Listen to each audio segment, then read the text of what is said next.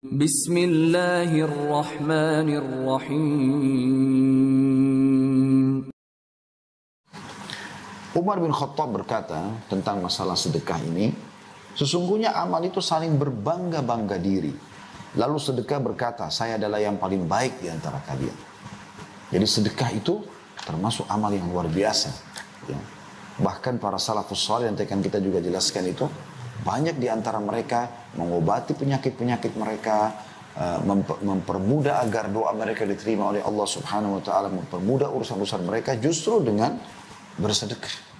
Justru dengan bersedekah. Ya. Ada sebuah riwayat dinukil oleh Abu Hanifah rahimahullah dalam musnad beliau dari Jabir bin Abdullah radhiyallahu anhuma, Jabir dan ayah dua-duanya sahabat, bahwasanya seseorang datang kepada Nabi SAW seraya berkata, wahai Rasulullah, saya tidak diberikan rezeki seorang anak pun. Kebetulan tidak punya anak, Allah tidak kasih anak, sudah lama menikah, sehingga saya tidak memiliki anak. Lalu Rasulullah SAW bersabda, fa'aina anta min kathratil istighfari wa kathratil sadaqah turzaqu bihima. Di mana kamu dari memperbanyak istighfar dan memperbanyak sedekah?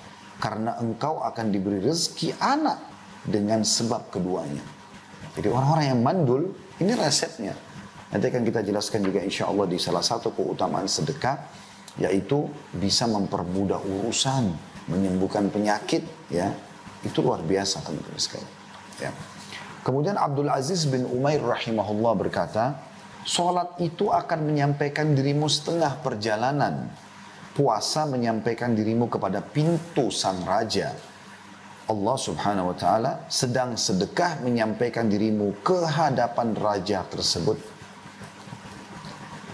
Yahya bin Mu'adz rahimahullah berkata, tidaklah saya mengetahui sebuah biji dari amal saleh yang mengimbangi gunung dunia kecuali sedekah.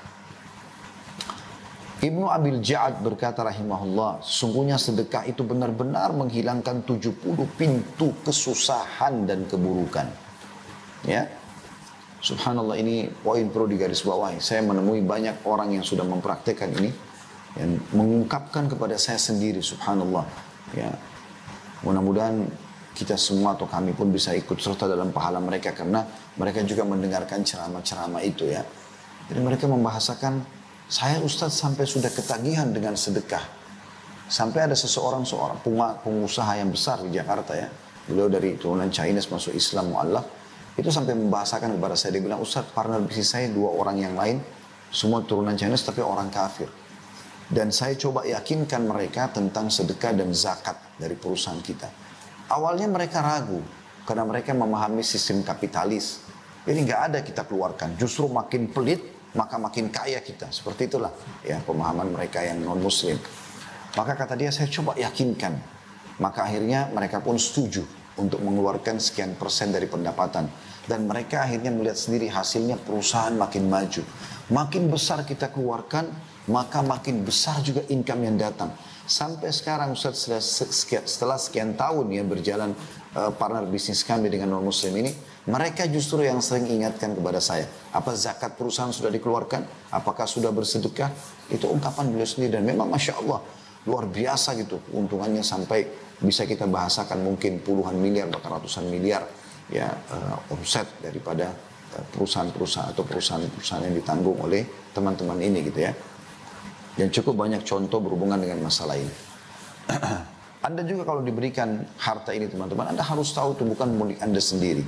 Ada hak orang lain di situ agar kita bisa mendapatkan pahala. Perhatikan Ali bin Abi Thalib radhiyallahu anhu berkata, barang siapa yang telah diberikan satu harta oleh Allah, maka hendaklah ia menyambung kekerabatan dengannya. Bantu kerabat-kerabat kita yang butuh.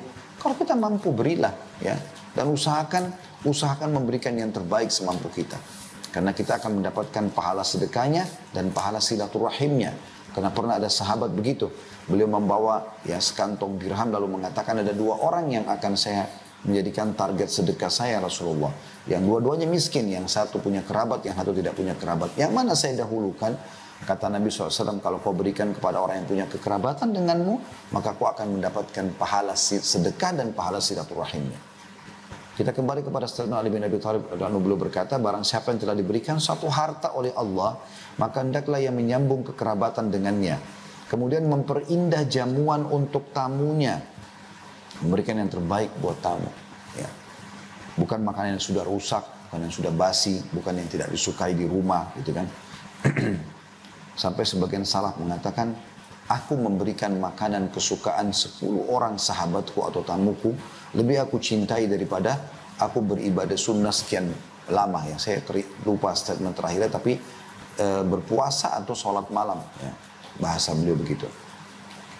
Kemudian menolong seseorang yang membutuhkan, membebaskan tawanan, membantu ibnu sabil, orang terputus jalan, orang-orang miskin, para mujahidin, dan dia bersabar atas musibah yang menimpa hartanya, tipuan orang, ya, utang yang belum dibayar, terlambat, itu semua ada cobaan dalam harta, harus terjadi.